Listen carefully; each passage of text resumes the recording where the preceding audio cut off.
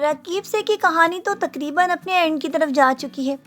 ایک طرف تو رفیق علی کے پاس جب سے سکینہ گئی ہے وہ اس کو بار بار اسی بات پر طعنے دے رہا ہے کہ وہ مقصود صاحب کے پاس سے ہو کر آئی ہے، اس لیے تو وہ بار بار اس کو طرح طرح کے الزامات لگا رہا ہے کہ شاید وہ مقصود صاحب کے ساتھ کچھ غلط کام کر کے آئی ہے، اسی لیے تو وہ بار بار سکینہ کو بھی تکلیف دیتا ہے اور خود بھی آنسوؤں سے روتا ہے، اور اس کے بعد اس کو بار بار اسی بات کا احساس دلا رہا ہے کہ وہ اس کے ساتھ غلط کر رہی ہے، جبکہ سکینہ یہ چاہتی ہے کہ وہ اس کو اتنا زیادہ ستا دے کہ وہ خود ہی اس کو مار دے، کیونکہ سکینہ کے پاس تو اب جینے کی کوئی وجہ ہی نہیں رہی۔ پہلے تو وہ مقصود صاحب کی محبت میں ان کے سارے گھر کی صفائی بھی کیا کرتی تھی اور یہ سوچتی تھی کہ کسی نہ کسی دن وہ واپس لوٹیں گے، لیکن جب سے حاجرہ بیگم اپنے گھر کو داؤ پہ لگا کر اس کی شادی مقصود صاحب کے ساتھ کروانا چاہتی تھی تو تب سے وہ بیچاری اسی بات سے یہاں پر آ گئی ہے، اور وہ یہ چاہتی ہے کہ اس کا ہسبینڈ اس کو مار ڈالے تاکہ اس کی زندگی کے ساتھ سارا قصہ ہی ختم ہو جائے، جبکہ اس کی بیٹی امیرہ تو بہت زیادہ خوش ہے کہ اس کی والدہ تو چلی گئی ہے۔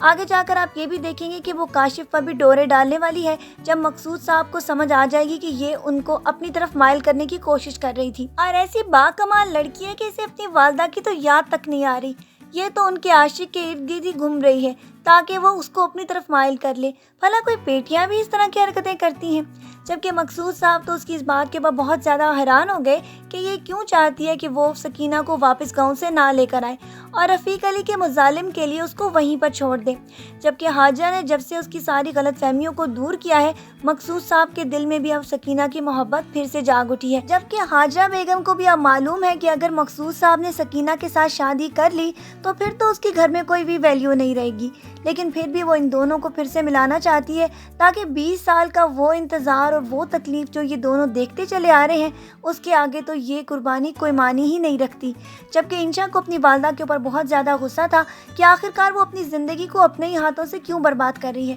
کیوں وہ یہ چاہتی ہے کہ سکینہ وہاں سے واپس یہاں پر آ کر مقصود صاحب سے شادی کر لے، لیکن جب حاجرہ بیگم کو اس کی ساری باتیں ناقابل برداشت لگیں گی تو اس کے بعد تو وہ انشا کو وہ سچ بتانے والی ہے جس کے بعد انشا کے دل میں بھی مقصود صاحب کی محبت اور ان کا رتبہ اور عزت بڑھنے والی ہے، اور وہ یہ اپنی ماں کو پوچھے گی کہ آخرکار انہوں نے یہ سب کچھ اس کو پہلے کیوں نہیں بتایا، جبکہ حاجرہ بیگم اسے یہ کہیں گی کہ میں تو تمہیں کافی دفعہ بتانا چاہتی تھی لیکن مقصود صاحب کبھی بھی تمہیں اپنا احسان جتانا نہیں چاہتے تھے، اسی لیے تو تمہاری ہاں میں ہاں ملاتے چلے آئے، یہاں تک کہ تمہاری شادی کو بھی انہوں نے بالکل ہنس کر قبول کیا اور جیسا تم نے چاہا انہوں نے ویسا ہی کیا۔ ابھی تک تو اس کی غلط فہمیاں مقصود صاحب اور سکینہ کے آنے سے پہلے دور ہو جائیں گی، لیکن اس کے بعد رفیق علی جو کہ اصل مارکا ہے اس پر تو مقصود صاحب کو بہت زیادہ مشکلات کا سامنا کرنا پڑے گا، کیونکہ وہ تو ایک ڈیل لے کر آئیں گے کہ وہ سکینہ کو کسی بھی قیمت پر واپس لے آئیں گے، لیکن رفیق علی جو کہ تھوڑا سائیکو بھی ہے